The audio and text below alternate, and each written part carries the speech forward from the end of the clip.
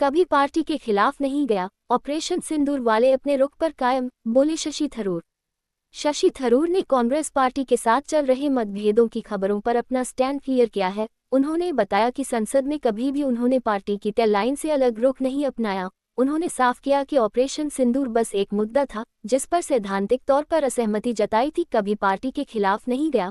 Operation Singh उद्धरण। बीते कुछ समय से ऐसी चर्चाएं चल रही हैं कि सांसद शशि थरूर का कांग्रेस नेतृत्व के साथ कुछ मतभेद चल रहा है। केरल लिटरेचर फेस्टिवल में अब उन्होंने इन चर्चाओं पर विराम लगाते हुए सभी बातों को दुनिया के सामने रखा है। अपना पक्ष साफ करते हुए उन्होंने बताया कि कभी भी संसद में उन्होंने पार्टी की आधिकारिक लाइन का उल्लंघन नहीं किया है। शशि थरूर ने एक सवाल का जवाब देते हुए कहा कि मैं यहाँ संविधान पर चर्चा करने आया था, राजनीति पर नहीं। लेकिन मैं ये बहुत साफ शब्दों में कहना चाहता हूँ कि अगर आप मेरे सार्वजनिक बयानों और रिकॉर्ड को देखें तो मैंने कभी भी संसद में अपनी पार्टी की किसी भी आधिकारिक रुख का उल्लंघन नहीं किया है। सिर्फ एक विषय ऐसा रहा है जिस पर सिद्धांत के आधार पर पब्लिक स्पेस में मतभेद सामने आया और वह था ऑपरेशन सिंदूर।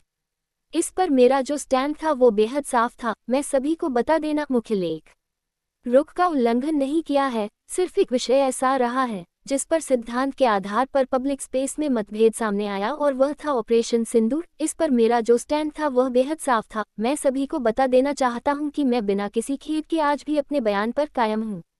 पहलगाम की दुखद घटना के बाद मैंने एक पर्यवेक्षक और टिप्पणीकार के रूप में अपनी बात रखी। जैसा कि हम जानते हैं, संसद में अलग अलग क्षेत्र से आए लोग होते हैं, वकील, डॉक्टर, कारोबारी और लेखक। मैं खुद एक लेखक हूँ। अपने उस हैसियत से मैंने एक अखबार में हिट हार्ड हिट स्मार्ट शीर्षक से एक कॉलम लिखा था। उस लेख में मैंने साफ तौर से कहा था कि इस हमले को सजा से मुक्त नहीं छोड़ा जा सकता।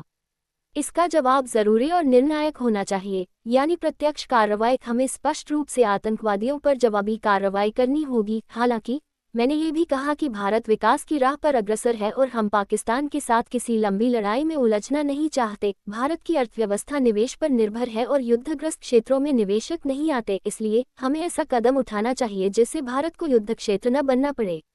मैंने सुझाव दिया था कि केवल आतंकवादी ठिकानों को ही निशाना बनाया जाए, सीमित और नियंत्रित मात्रा में, ताकि एक साफ संदेश जाए कि भारत आतंकवाद पर कार्रवाई कर रहा है, पाकिस्तान पर नहीं। ये साफ करना आवश्यक है कि यह कदम पाकिस्तान की आतंकवाद की रोकथाम में असमर्थता और अनिच्छा के कारण उठाया गया है। साथ ही मैंने कहा था कि पाकिस्तान को किसी तरह का उकसावा या तनाव बढ़ाने का मौका नहीं देना चाहिए।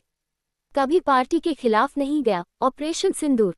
मैंने सुझाव दिया था कि केवल आतंकवादी ठिकानों को ही निशाना बनाया जाए, सीमित और नियंत्रित मात्रा में, ताकि एक साफ संदेश जाए कि भारत आतंकवाद पर कार्रवाई कर रहा है, पाकिस्तान पर नहीं। ये साफ करना आवश्यक है कि यह कदम पाकिस्तान की आतंकवाद की रोकथाम में असमर्थता और अनिच्छा के कारण उठाया गया है। साथ ही मैंने कहा था कि पाकिस्तान को किसी तरह का उकसावा या तनाव बढ़ाने का मौका नहीं देना चाहिए। ये सब मैंने साफ तौर पर लिखा था और आज भी यह सार्वजनिक रिकॉर्ड में मौजूद है। लगभग 10 दिन बाद भारत सरकार ने ठीक वही कदम उठाए जिनकी मैंने सिफारिश की थी। ऐसे में आप मुझसे इस कार्रवाई की आलोचना की उम्मीद कैसे कर सकते हैं?